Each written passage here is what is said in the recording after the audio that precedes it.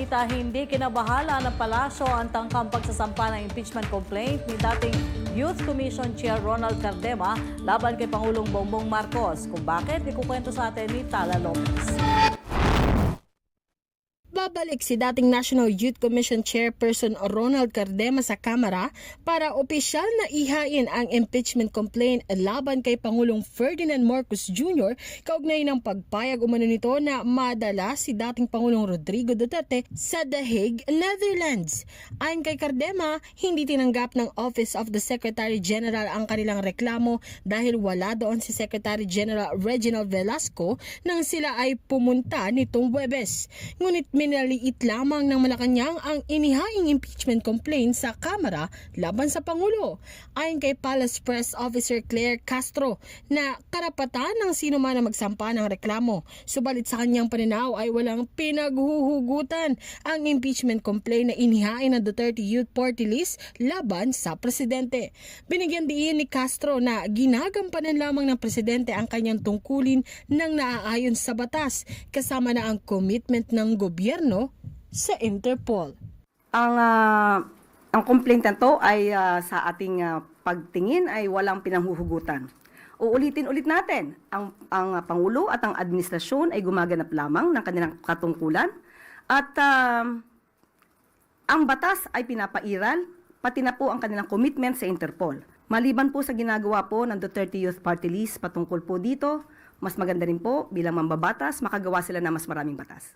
Kinakailangan ng impeachment complaint ang boto ng higit 100 kongresista o 1/3 ng kabuuang miyembro ng Kamara upang maipadala ito sa Senado na siyang magsasagawa ng impeachment trial. Para kay House Speaker Martin Romualdez, walang magagawa sa ngayon ang Kamara dahil on break ang session ng Kongreso. Well, wala pa tayo. We're not in session right now. So not much can be done, di ba? At sa alam ko po, miski yung Secretariat's office na rin, naka-seminar sila ngayon. So we have to wait for the proper time to consider that.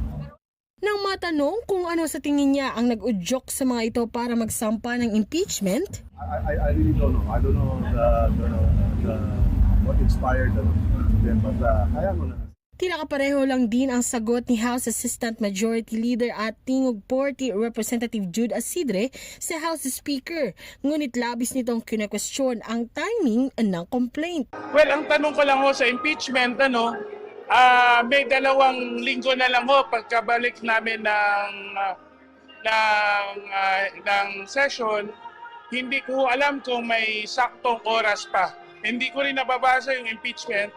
Pero kaduda-duda na ito po ay i-file 4 na araw bago ang eleksyon. Sana ho ang ating mga kababayan ay tignan hindi po kandidato ang ating presidente at bakit kailangan gawin po ito sa kanya. Nagkaisa rin ang sentimiento ni La Union 1st District Representative Paulo Ortega at ng Koalisyong Makabayan.